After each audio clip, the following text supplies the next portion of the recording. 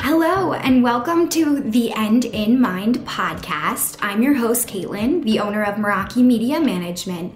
The End in Mind is a place where we come to share stories, tips, and strategies of many entrepreneurs, creatives, business owners, and just some people that aren't willing to live the traditional lifestyle. We talk about how to live outside of the box today and how to incorporate what really is important in your life to keep that end goal always in mind. Again, if you would like to reach out to me in any type of way, you can find me on Instagram at Meraki_media_management. And I hope to hear from you all soon. Thanks so much and enjoy our show.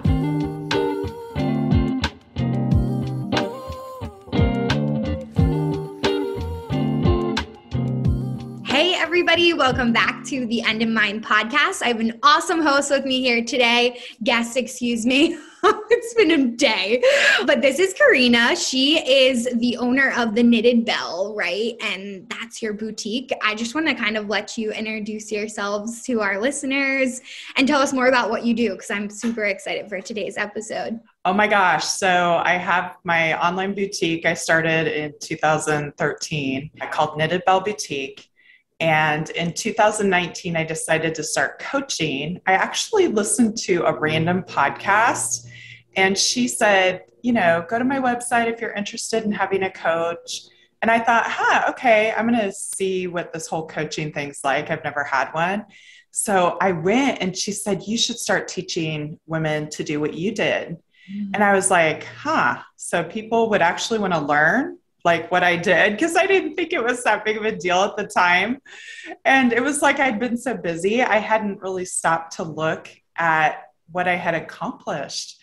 So in 2019, I started coaching ladies and what is now the Ecom Academy, where I take ladies. Some ladies, I'm starting from complete scratch. Like they have no business experience. A lot of them aren't tech savvy. And then other ladies, they're already selling, but they're not hitting the goals that they want to hit. And so teach them how to scale. I am obsessed with that. I'm actually transitioning to offering coaching too. So I love that you went all in, and that's so inspiring, because I think a lot of the times, exactly how you said, we don't even realize everything that we've done and all the knowledge that we have to offer. So when someone kind of points it out, it's like, oh yeah, I can do that, Yeah, I didn't know it was a thing. Actually, yeah. I mean, online coaching, what in the world? I had gotten my master's degree thinking that I would teach maybe a business course at the local junior college. I had no idea that I could teach so many more people just from my home office. That's great. And it's such a great other source of income too, which we'll kind of get into later on in the episode. And I guess that's kind of my first question. How did you get even into Knitted Bell in the beginning? Was it always a passion of yours, or were you just kind of ready for something new? What were you doing before? Just tell us a little bit about your journey. Oh my gosh. So I bought my first business in 2003, and it was a donut franchise, which I still own, lamars.com, everybody, LAMARS.com. And they're kind of a Kansas City icon. If you're from Kansas City, you know Lamars. So I still have that store 19 years later. And what was funny is everyone told me that I couldn't do it at the time. I think there was maybe one person that was like, oh yeah, that might work. And so if I had listened to all those people, I would not be where I'm at today. I literally just told them, you're wrong. I was only 26. I had no credit. I had no money, no experience running a business. I just had the passion and I wanted it bad. And so I worked on my business plan for 2 months and I got the loan. I got the SBA loan. And at the time I was getting my master's degree, and my professor for entrepreneurship said, nobody gets SBA loans. 99% of them, don't get approved. And I remember walking in and I said, I actually got an SBA loan, so you're wrong. And it was so funny. And he invited me to be on the panel after that. So after I graduated, I got to go back and sit on the panel and evaluate people that were trying to graduate with their MBAs. And I got to evaluate their business plans and things that they'd worked all semester on. So it was really, really awesome at the time. I was super excited that I had actually shown him that it was possible. After that, I got a little greedy. I had this goal to just own an empire. And I never really stopped to think, is this a good idea? I just kind of jumped in, my husband and I, and we started buying businesses that were already running. And so we spent 7 figures of our cash on it. And turns out they weren't good investments. We had some big thefts. We had an employee steal $80,000 worth of product from us in 1 month. And we didn't know until the vendor called and said, hey, you guys must be selling a lot of that product because like you bought way more than usual this month. And I said, what are you talking about? It was actually our manager. So he had purchasing power and everything. So we ended up losing. We ended up in 2013 losing everything. We lost our house because it was tied up in the loans. We lost our businesses. The only thing that we kept was the donut shop. At the time, I was selling real estate. My husband had an IT company. We had an auto repair shop, a daycare, and the donut shop. It was too much, right? Yeah. So what I learned from that is, well, I learned a lot, but a main takeaway is that you need to not, I always thought multitasking was a good thing. And I learned that it's really not. You need to focus if you're going to be good at something and not half do. You guys know what I mean? Not half do everything. You can't give 10% to 10 businesses, right? And have them be successful. You need to pick 2 maybe and focus. So after that, I mean, I almost had a nervous breakdown. My husband, I'm surprised we're still married. It was a horrible time in our lives, one of the lowest points I've ever been in. And I remember sitting in my office. We had actually just bought a house right before all this happened. And sitting in my office and thinking, what in the world am I going to do now? You know, I feel like there's still more in me, but I don't know what. And so I went looking because I have a degree in computer information systems, which is programming. I, of course, went online and I'm looking. I know I don't want to work for someone else because my personality type, I've been fired from jobs for being too opinionated on their processes. I love it. Could you please leave so I can run my business? You know, I mean, because I get so passionate about it. So anyway, I knew I couldn't work for someone else. And so I was doing research and my husband and I had done modeling back when we were younger. I actually met him at the car wash. I saw him from across the street and I was like, oh my gosh. And I went over there and he invited me to come interview at his modeling agency that he was with. And oh my gosh, the funniest story ever. So I'd always been into fashion, right? But I didn't even know boutiques existed. I had no idea. And so when I found this boutique, I was like, oh my gosh, this is totally me. I love clothes. I can never find anything I like at the store. I have an IT degree, so I can like put together the store. And the only problem was I didn't really have any money at the time because we had literally just lost everything. We had to take bankruptcy. We had no money. So I started with $200 and I turned it into 7 figures in sales. So yeah, I'll never forget standing at the kitchen table and my husband's like, what are you doing? And I said, well, I'm thinking about, I hated to say it out loud, thinking about starting an online boutique. And he's like, what is a boutique? And what are you thinking? You know, we had just been to the bottom. Yeah. You're starting another business. What are you thinking? And so that's how I got into the boutique world. Crazy, huh? That is amazing. Like, thank you so much for being so vulnerable and sharing your story because it's so inspiring to hear. Like, I'll be 26 in a few days. So we're recording this on April 20th. So I really resonate with exactly what you're saying. And also it puts a total stressor on any relationship that you're in, especially if you're dating someone and you're having, financial stress. Like we bought our house at the beginning of 2020 and it was very hard on our relationship. I had lost all my clients. Sean was Yeah. not making, anywhere of like what we're making now. And it's scary, you're like, am I going to be on the street? Like, I have no clue what's happening next, especially when you're an entrepreneur and the money isn't guaranteed. Oh yeah, because your paycheck is on your shoulders. I mean, and my husband and I, we both worked in the corporate world, and I actually got laid off right before I bought my donut shop. And I thought, I am never going back. We always laughed. We're like, we will go work at McDonald's before we go work in an office ever again. I just won't do it. I just can't, like, my mind will not function while in a cubicle. So I would literally rather just have like no money than go Yeah.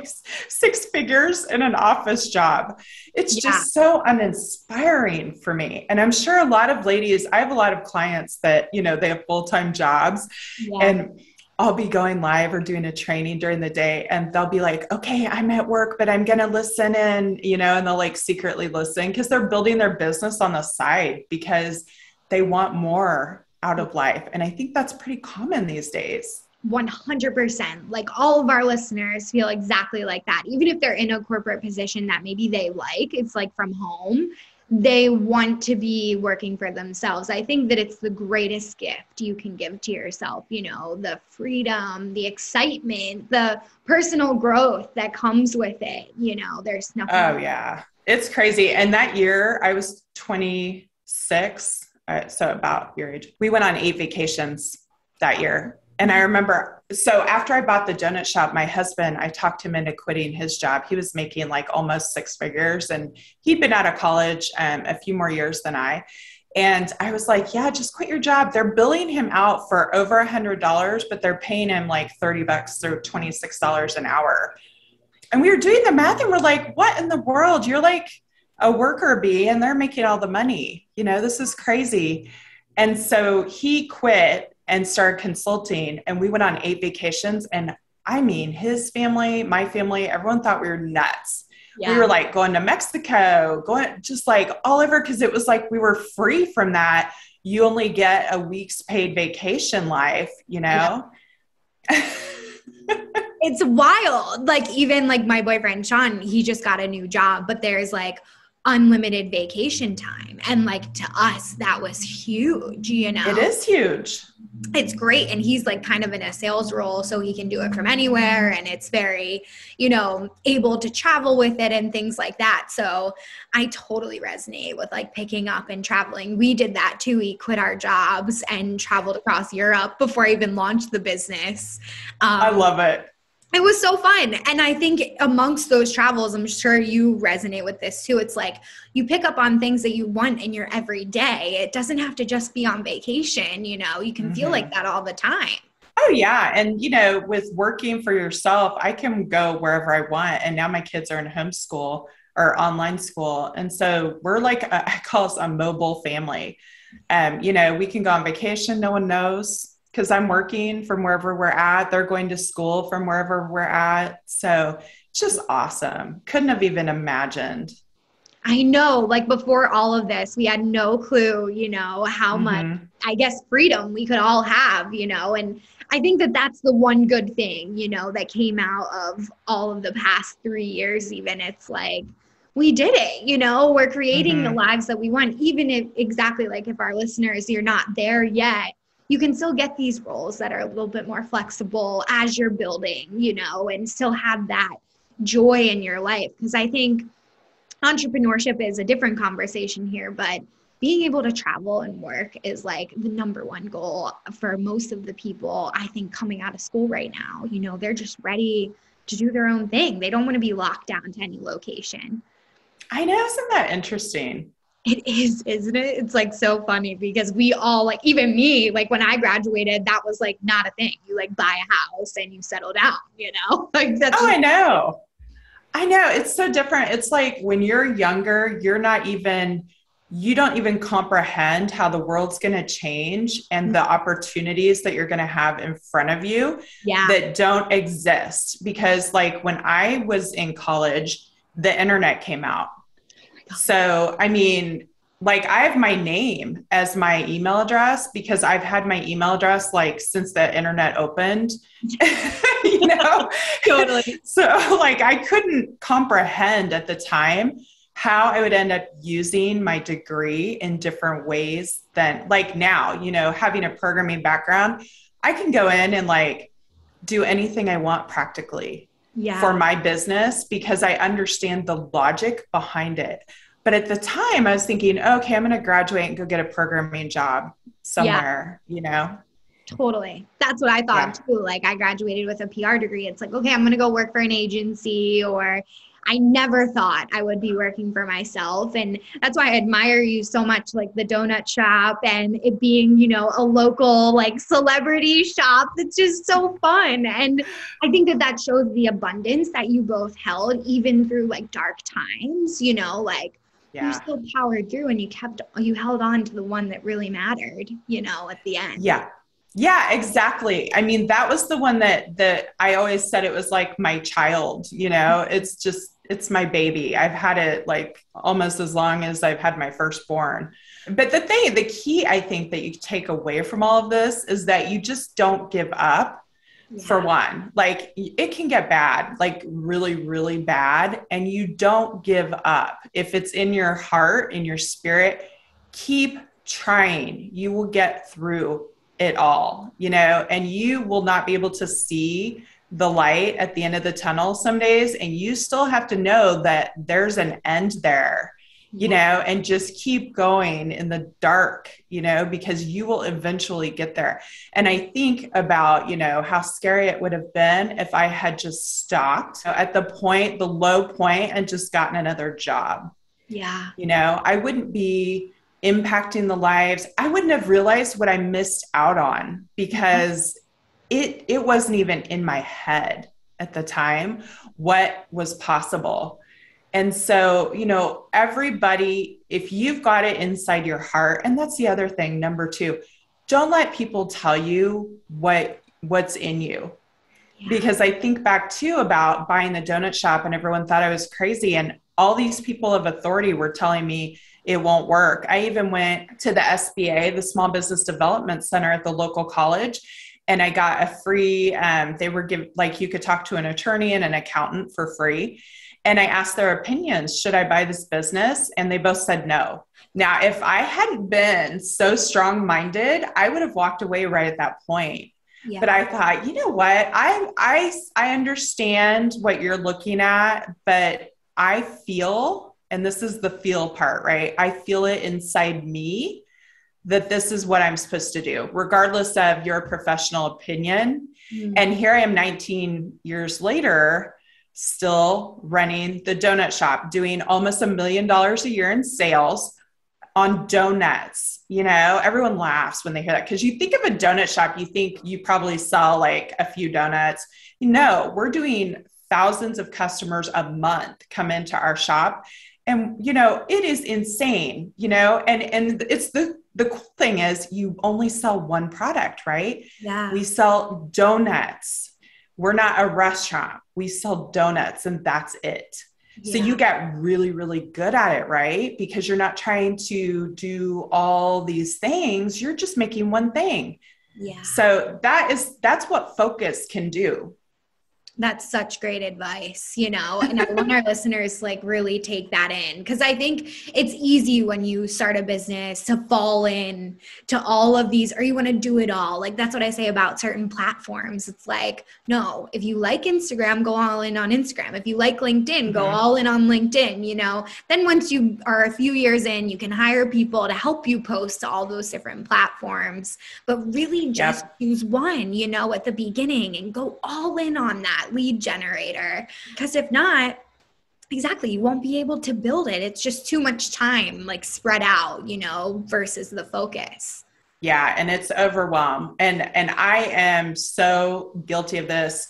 You know, if I start thinking about all the things, I get overwhelmed. And then what do? You don't take action, right? Yeah. Overwhelm leads to inaction. So if you're not taking action on your dream and you're overwhelmed, then you need to start focusing more, right? So what's like your next thing. That's all you need to think about. Yeah. Work on the next thing. And then once you get that done, like you said, layer the next thing. I call it layering, okay, let's do this and get really good. And then we'll add another layer. And that's how I grew the boutique. I'm okay with being good enough. I don't have to be like great at everything. Right. And so I think that's an awesome quality in me, that I'm not a perfectionist, because I was able to say, okay, I'll be pretty okay at these 10 things. And then I'm going to focus on this one thing and get really good at it. And once I did that, then I said, okay, what's the next thing I'm going to focus on? And so then you just keep building it. So like, I know I'm not doing great at this one thing, and that's okay. Yeah. Because I'm not focusing on that right now, and it's good enough. And so that's how you build a 7-figure business is, okay, it's there. I understand it's important, but it's not for today.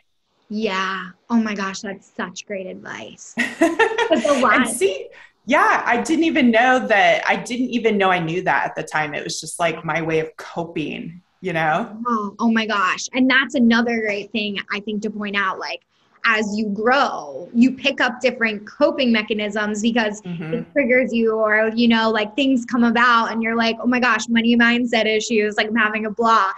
But you have to learn how to cope around that if you want it that badly, and that's why so many small businesses, as we know, fail or don't make it after, a 3-year mark, maybe even a 2-year mark, because it's just so overwhelming. Like, it's a lot on. But when you have that focus, I think that that's just such great advice. Just one day at a time, one thing at a time. Because even for myself, like with hiring a team, it became very overwhelming very quickly.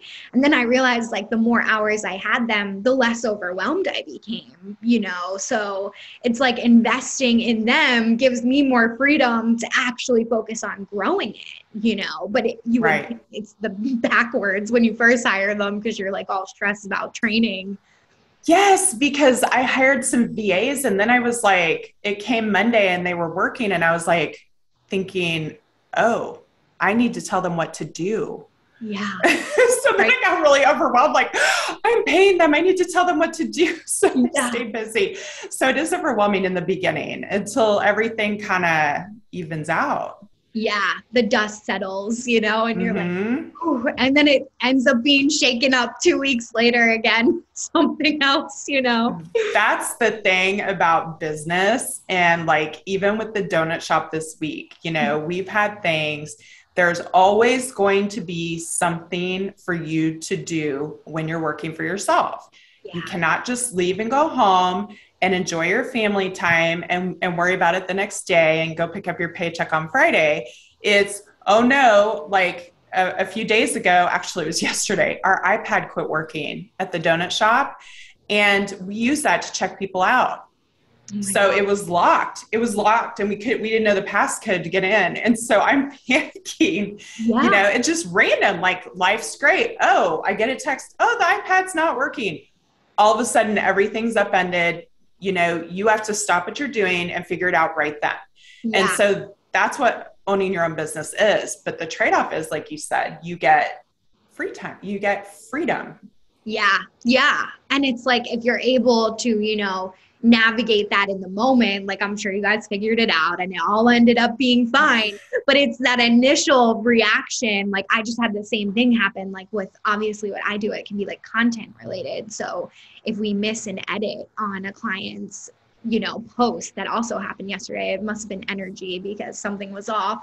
And I started to spiral, like I feel so bad. Obviously I fixed the post, get it taken care of. But then after, I like feel so much guilt or feel so badly for my client. And that's been something I'm trying to work on, like not sit in the negativity, because as we both know, we'll just bring more negativity. So yeah. And you really have to kind of emotionally detach yourself. Like, you have to, like, the more strategies you have, the less emotional you have to be, because it's, oh, this happened. Okay, what do we do when that happens? We do this. And it's all already organized and thought out. Yeah. So you're not like in that panic mode.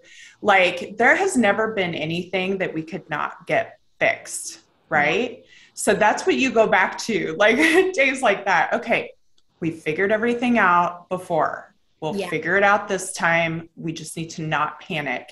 Even though I had people walking in wanting to pay with credit cards and I couldn't take their credit card because my iPad was locked, you know? So we turned it into a positive. Okay, just give them the donuts. Let them place their order and then tell them it's free.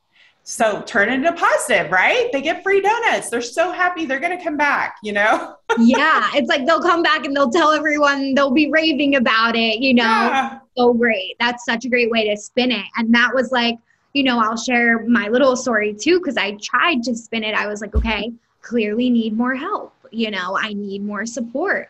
I ended up hiring my VA for more hours. And I told the client that, you know, so they're aware that we won't make this mistake again. But it's definitely spinning it. I love that you mentioned that, because it also helps your brain then come back to like, how can I be the problem solver? Because that's really what a CEO is, like at the end of the day, you know? And of course, lead generator at times. But once you have people doing that for you, you really become the problem solver, you know? It's like when things hit the fan, that's when everybody comes to you most of the time. You hope they come to you. Right. That's a story for another day. Stuff's going wrong and they don't talk to you about it. They try to hide it. Yes. And I'm sure you guys had so many experiences like that. Oh, I can only imagine. And that would be like my next question. So how do you work with your clients in the e-com group, and how does that kind of play out? You know, I love that you take them like at all different levels and phases, because I'm sure some of our listeners have been thinking about starting like online boutiques too. A lot of them are young and really love fashion, you know, if they're kind of drawn to my brand. So I'm interested to hear how that is working and how does that, you know, play out? Well, it's super, I love it. And we have over 100 ladies in the group. So their favorite, I've pulled them, their favorite thing other than like having me as their mentor, because I'm literally like there. If something breaks, if they have a question, if they want to know how to do something, you know, I'm there to support them. And the other favorite thing is the Facebook group. We have a private community. And so it's funny because they have become so close, such good friends. It seems like they're from all over the US, the ladies in there. But I will go in and see a post. I check multiple times a day on the group, but I'll go in and before I can even say anything, there are already 10 comments of ladies helping for that question. So it is the coolest thing ever. So it includes like online courses. So I've got course material for whatever stage you're at, whatever thing you're focusing on. We do group training. We do a game plan session every month. Where do you want to be? What happened last month? What worked? What didn't? What do you want to see done in the next 30 days? So we're planning it. So we're not just floating through time, hoping for the best. We also do plan your promos. So I create myself.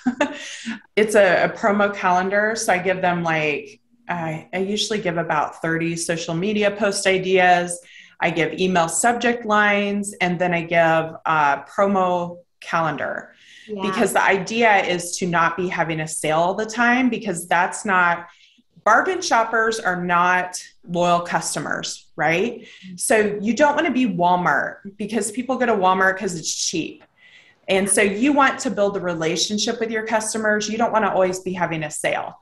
And so it's funny because some of the ladies in there, they'll say, I had one lady, she said, Carina, I'm doing a live. I'm like in the middle of a live. She said, I pulled a shirt out and someone said they wanted it and I didn't even tell them how much it was. And I was like, see, you've built your loyal following. That's what you're looking for. And so that all comes from the promo calendar and the coaching on how to actually grow your business with loyal customers. So we do a lot of work like that. We do mindset work. A lot of the ladies in the program, fear is a big one. Yeah. Fear of launching and fear of going live. Yeah. And those are the two things that we work through regularly. And it's all about like, what's the worst that could happen? Literally. Yeah. You just have to feel the fear and do it anyway. And the lady that has she's done an amazing job of doing live sales. Sheila, she's actually on my podcast in a couple of interviews. she didn't think she'd be that good at it. And we really had to work through her doing lives. In her first live, only three or four people showed up. And now if you were to see her, you would never believe that. But she kept at it. Yeah. So you just have to keep doing it. And so that's a huge part of the academy is the support. And I thought it was cute. There was one lady that said she wanted to launch, but she was scared she would drown like once she launched. And it just popped in my head. And I thought, this is so fitting. I said, you actually have a life preserver on because we're not going to let you drown. Yeah. So no matter what happens, we're not going to let you drown. And so you need to go ahead and jump in the water. So push her off the edge. And another cool thing that I offer in the academy is I'll go in and audit their carts before they make their purchases. So because let's say you have $1,000 to invest, I don't want you to spend that on the wrong product and then you're stuck with it.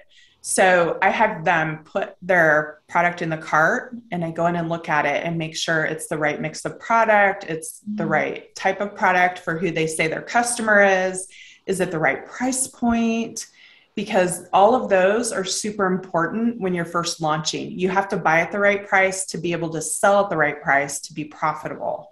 Wow. So I help them with all of that. And so we've got ladies that are just starting out and I have a private client that did 200,000 last year in her store. And she's not even using all the strategies. Right. She's just using one strategy. Oh my gosh, that is so amazing. Like, and it's wonderful that you audit their carts. I'm obsessed with that. Like, that is really important as being like, a social media manager for other small businesses. That's invaluable. Like, our listeners really need to consider working with you if you are thinking about launching a boutique or some type of, business in that arena. That is amazing information and people don't teach that. So that's like one of a kind. Yeah. Yeah. I felt like, when I first started coaching ladies, I felt like that was super important because I'm teaching them how to start, like ideally with $1,000 in inventory. We don't want to start with more than that because you need to get out and test the market. Yeah. But $1,000 gives you enough. And then I have other strategies I teach on like the mix, like what types of products you want to start with. But it's super important because if you go spend, like I've had ladies that come into my world and they've already spent like $5,000 on product and it's not selling and they don't know what to do. And they're in panic mode now. So when I meet them, they're in for $5,000. Their husband's saying, what are you doing? What can't you sell this stuff? And it causes like huge problems. Right. And so I can help those ladies, but it depends on what price they bought it at, I mean, if they went in and bought from a distributor instead of a manufacturer and they paid too much for the product, there are ways to sell it, but you're not going to make as much money. So there's all kinds of stuff that can go wrong. And I don't want them getting off on the wrong foot because then that's going to have a domino effect on everything.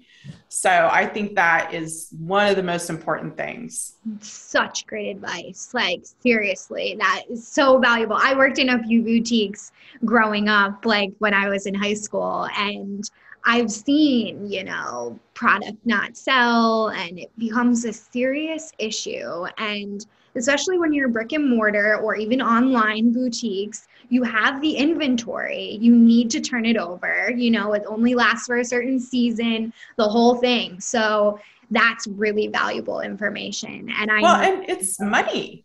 It's money sitting there. I mean, that's my biggest problem. It's a non-interest bearing account, basically. Yeah. So $5,000 sitting there, not making you interest, not doing anything for you. So my goal is to teach them to have it out the door within 30 days. Oh my gosh, that's fantastic turnover. Like, seriously, I'm eating this up. It's so good. Because it's really like people don't teach this, and many women need to know that going into this industry. Like what you're saying, they're just throwing money, and if you don't see it returned, it becomes a lot quickly. That's like a total message for a spiral. We talk a lot about energy on this podcast, and I totally believe money is a form of energy. So what's it saying when it's sitting right there? What are you telling the universe and everything? It's probably not the greatest message to be sending, Mm-mm.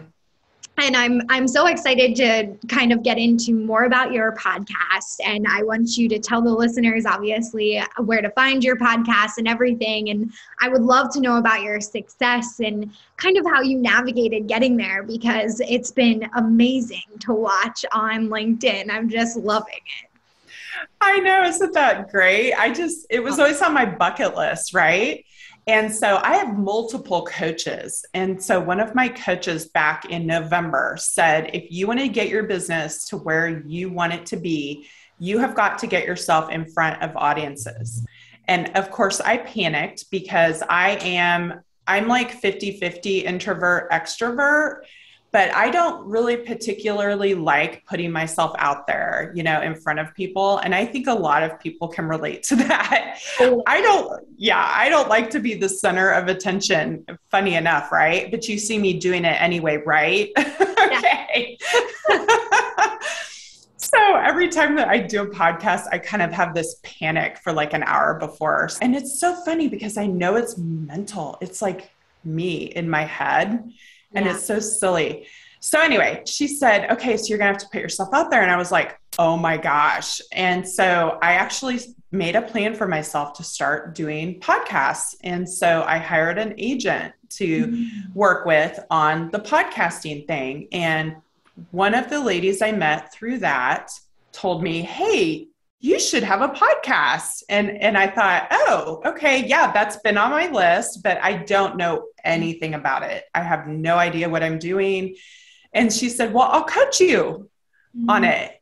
Well, I love coaches now. I mean, since 2019, give me a coach for everything. Like, they are amazing. I did not realize what I was capable of if I had a coach behind me. It's just unbelievable.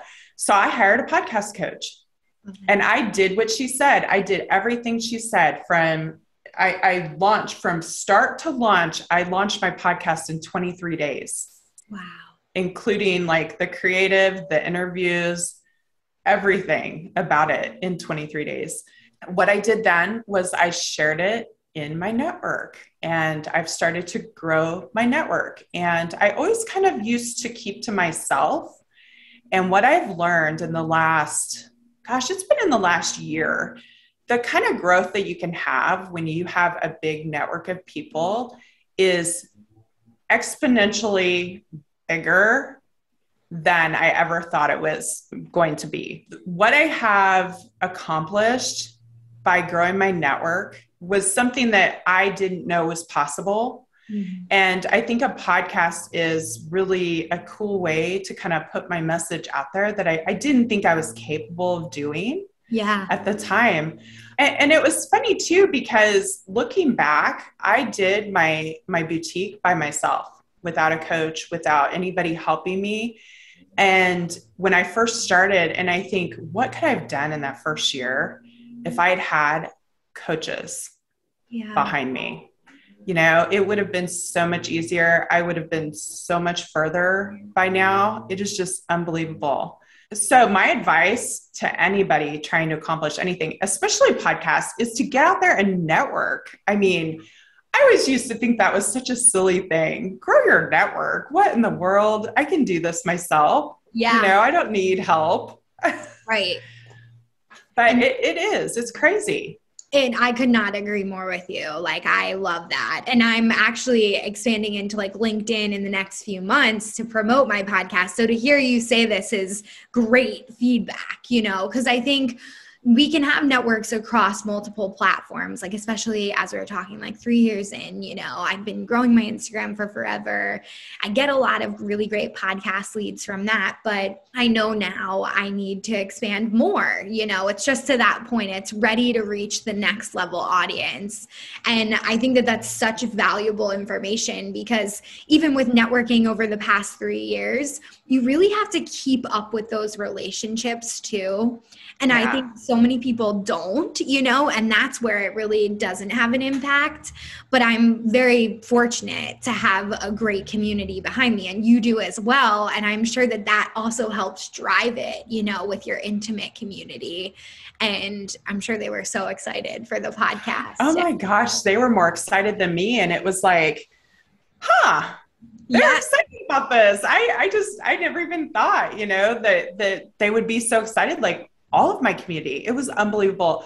The day my podcast launched was like one of the happiest days that I've had since I can remember, just because I was hearing from people how much they loved it. And I thought, oh my gosh, I did not know I had this inside of me to even do.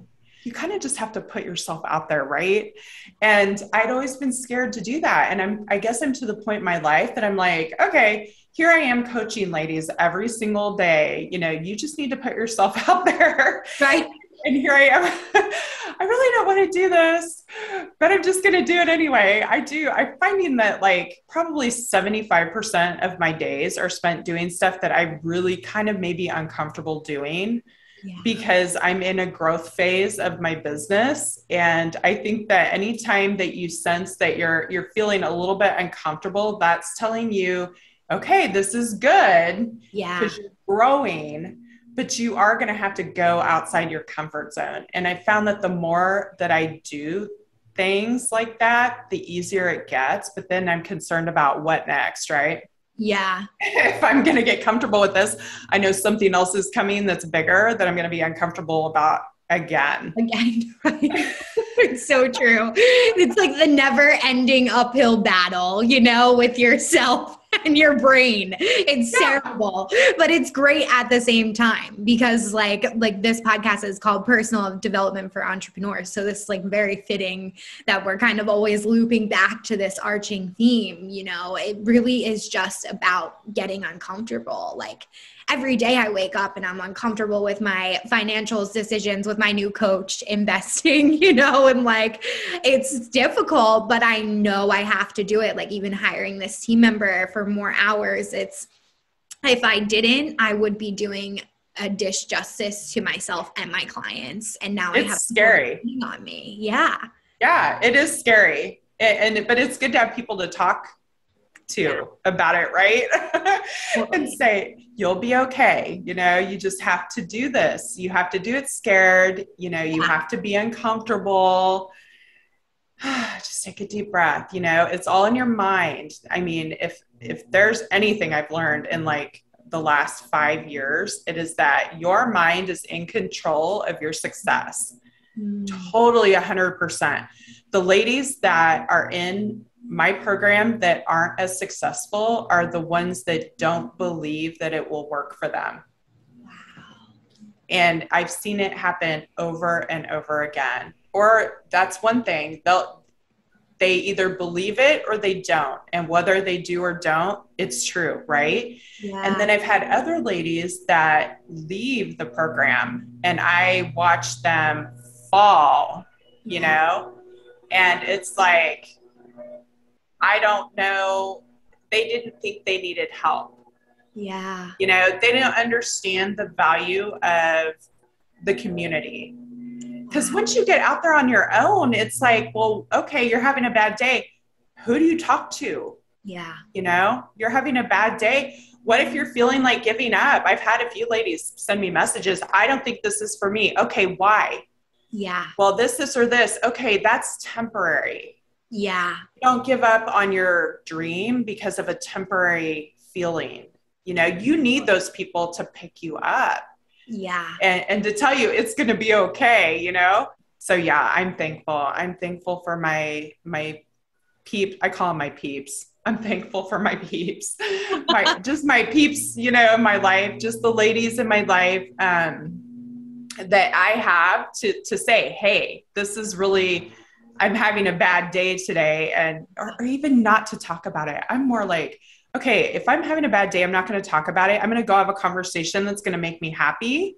Yeah. That way I forget about it, right? Because, it'll be fine. It'll be fine. That's like literally where I'm at right now. I feel like we needed to have this conversation. Like, seriously, this is so meant to be, because I was feeling the same way this morning. It's like taxes, investments, like, when you're going all in, you're going all in, like, and you have to go all in to make it, like, and I know all of this. So it's like, once you have the awareness too, it really is like looking you in the face. And if you don't make the right decision, you just fucked yourself, literally.